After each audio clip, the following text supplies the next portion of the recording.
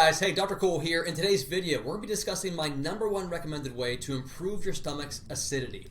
Now look, if you read a lot online or maybe you've been to your doctor, you might have this belief that stomach acid is a bad thing, right? That's like a theme in medicine today. I have so many patients that I consult with that are taking something like omeprazole or Tums or some type of an antacid because they have GERD or acid reflux, and so the acid affects their life.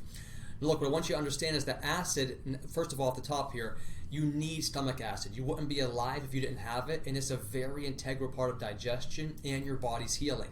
We'll get back to that in a minute.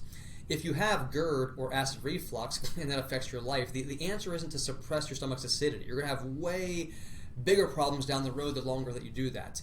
The bigger thing is you need to get checked out to see if you have a common stomach-based infection called H. pylori, Helicobacter pylori. Maybe you have a hiatal hernia, and maybe you just need a good chiropractic adjustment, which, by the way, chiropractic can help with hiatal hernias as well. You don't always need to go get a surgery for that. So if you suffer from acid reflux or GERD, it might even be your diet. Those are all things that need to be investigated before taking something like omeprazole or an antacid. Now, the reason why we need stomach acid, so everything in your body is made from amino acids. Amino acids group together to form proteins. Every cell, every tissue, every organ in your body is constructed through the use of amino acids. So some of these things our body can make on our own, but nearly half of them are called essential amino acids, meaning we must get them from our diet. You cannot make them from on your own. You have to get them from the foods, from the proteins that you eat.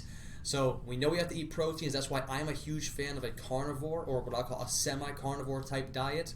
I don't only do meat, but I do a ton of meat in my diet. That helped my gut tremendously. And for a lot of the clients that I consult with, people who have GI issues just do great on a diet that returns to what our ancestors ate. Eating animals in a nose-to-tail fashion, getting healthy proteins, and getting healthy fats in. On that note of essential proteins, do you know that there's I won't go too far down this trail, but do you know that there's no such thing as an essential carbohydrate? There are essential fatty acids, there are essential amino acids, but no such thing as an essential carb. So, technically, we could live our entire lives without taking carbohydrates. I'm not recommending that, but that does show the importance of the amino acids. So when we eat healthy, we're getting healthy grass-fed meat in, free-range chicken, wild-caught fish. When you get healthy meats and hopefully organ meats into your diet, the first step of digestion, guys, is it has to go to your stomach. Now, if you don't have good stomach acidity because you're taking a medication to suppress that, or maybe you've gotten older in years, and as we get older, we just naturally don't produce as much. Maybe you just feel like you're not absorbing your foods well, you're losing weight, you have all these GI issues.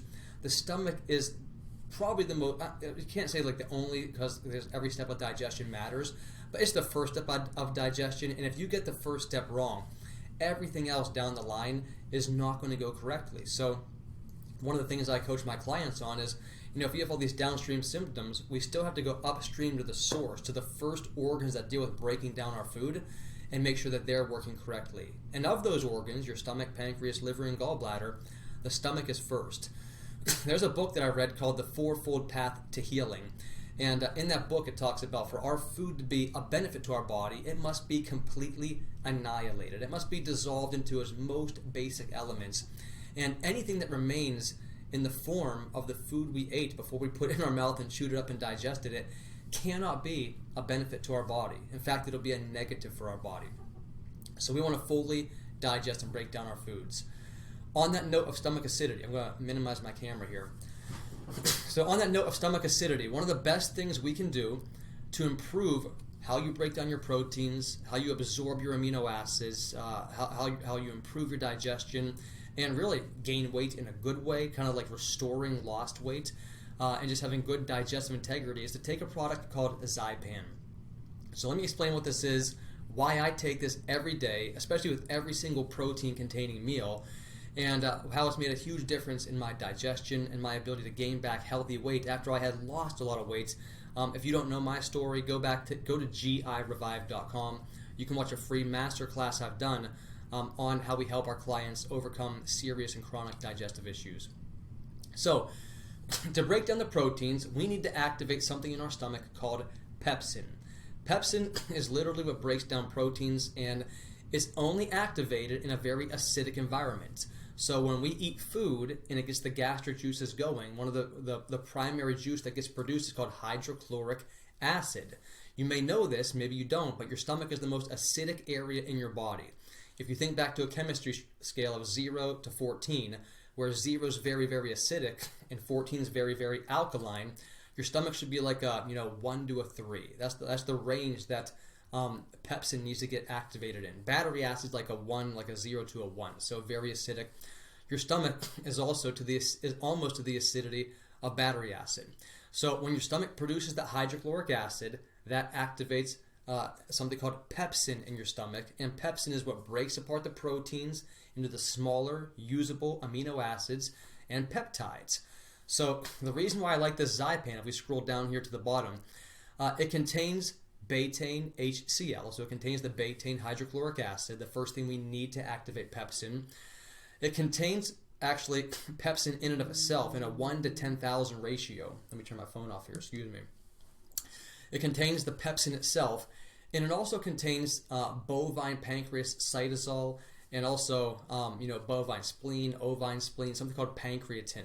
So not going too far down this road again, but our ancestors understood a concept called like heals like, and they would actually eat the organs of animals to heal the organs in their body. So when you eat things containing like pancreas or spleen extracts, it actually helps those organs to function better. So another thing is the hydrochloric acid is needed further down our GI system, not just only in the stomach. When you have proper levels of hydrochloric acid, it actually turns on your pancreas to produce more robust enzymes. And it also creates the right pH throughout your entire GI tract, where the good bacteria can grow and flourish and the bad bacteria can't. If you have hypochlorhydria, which is low stomach acid from taking one of those medications or just from being older and not producing enough robust acid anymore, then you're not producing pepsin, you're not breaking down your proteins, you're protein deficient because now you don't have amino acids.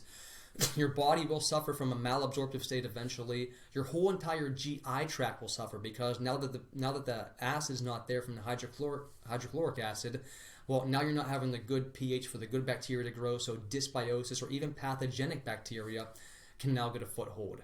You guys, the last thing for that too is that in the beginning I mentioned that bacteria called H. pylori that turns off stomach acidity. When we don't have good stomach function, and now we're not producing the good hydrochloric acid that sterilizes our food, our stomach is now open to infection. So the best thing you can do is take something to improve your stomach's acidity so that you break down your proteins, absorb your food, sterilize your food, create the right pH throughout your whole entire GI system, and everything will function better when we give our body the right enzyme production, the right digestive gastric juice production that God designed us to have. So hey, if you are interested in taking Zypan, I take 2 of these per meal.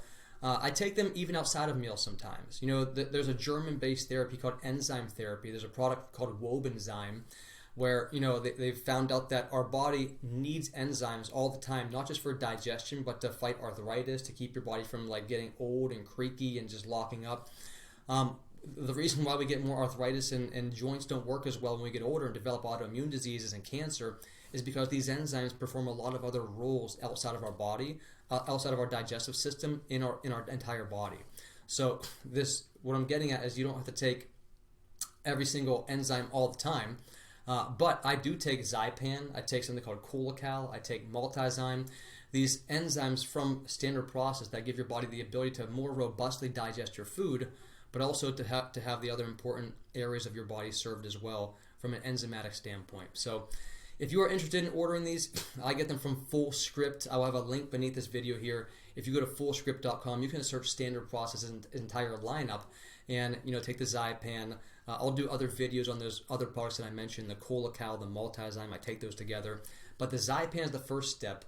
Take 2 per meal. You can take 2 or 3 per meal. And you can even take it outside of meals just to keep your stomach acidity improved at a constant rate. So I hope this is helpful. I'll see you in the next video. Have a great day.